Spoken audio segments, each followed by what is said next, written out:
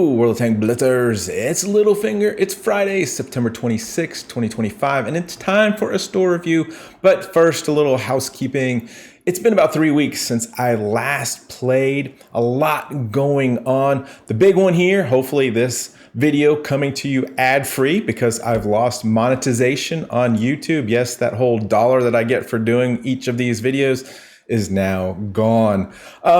Maybe we'll work our way back up, but I've got to get 4,000 viewer hours per year, and I'm down to 3,500. So that's a big hill to climb. And so I'm not so sure if I want to go through the effort of doing that. Now that Blitz has been out for so long, content's more difficult to come by. But on the flip side, Reforged coming out gives an opportunity to do some new stuff whenever that is going to be. Personal side, in the middle of Walkie Talk's high school bike racing season, of which I now coach. So we've got that going on. 18th year marriage anniversary this past weekend. This coming weekend, Walkie Talk turns 17. Can you believe that? So just so much going on. I bought myself a new mountain bike, been spending lots of time with that, and just not enough time for Blitz, to be honest with you. So anyway, let's hop into the store, and I am just going to scroll on. Well, actually, the funny thing about this, I have to talk. I saw this event offer, so I'm like, oh, barrel, that looks cool. Let's take a look at this.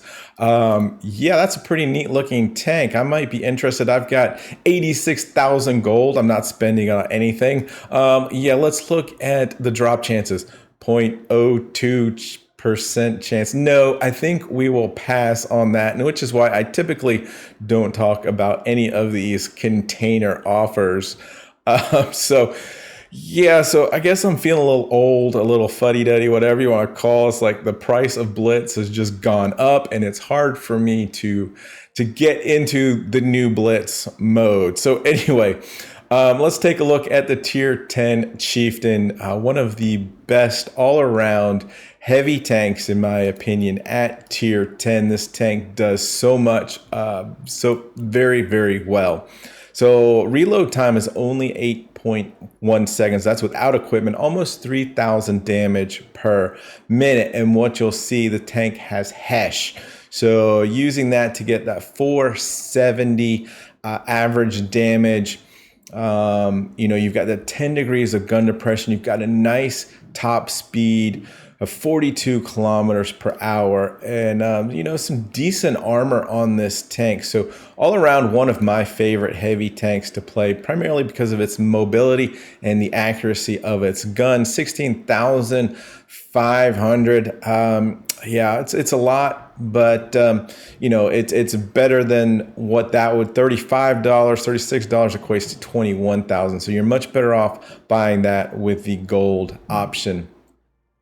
The Brute Force has two interesting tanks. Whenever I talk about these bundles, I like different tanks so that you've got two different options to play with. Let's start with the TS-60, the American rear-mounted tank destroyer here. If you are good at side scraping, these rear-mounted tanks really do offer a very strong ability to hide all of this part of the tank behind a wall, a building, whatever, and then you just bring the gun out here, and you've got a nice steep angle on the side of the tank, which typically does ricochet a lot.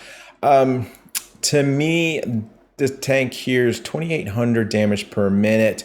What's the reload on it? The aim time is 4.4, 8-second reload, and only 7 degrees of gun depression. So that is a little bit of a challenge, especially with a rear-mounted tank. As soon as you get on a hill, it really does make it difficult to get the gun on target. It's just, to me, an average tank destroyer. I wouldn't go to it, unless I had a specific reason to. So that does bring down the value of this bundle, in my opinion. If you don't have it, the Object 752, although it sits in that strange Tier 9 sphere, is one of those tanks that you will be surprised at the end of the battle just how much damage you have done. Primarily, it is a 2-shot auto loader with 4 seconds in between those shells. So you can pop out, do 860 damage, get back behind cover, wait that 16 seconds for a reload. And honestly, that 16 seconds doesn't feel bad with some of these auto loaders that are out there now that are in the 20 plus second reload time. So you'll find that you do end up with some high damage numbers on this tank. 8 degrees of gun depression, a little bit on the slower side there at 38 kilometers per hour, but some rounded edges to the tank's going to give you some nice bounces. So keep that in mind as we look here. I think, yeah, so 15.5 for the bundle. The 752 by itself is 10,000, so not a horrible deal based on the new prices of Blitz, and 75, which is an average price for a tier 8 tank. All right, I wish I could give you an honest review of this one, but Vickers MTB, you see, is one of the tanks that I don't currently own. So yes, after this video, I will be purchasing it and playing it for a little bit.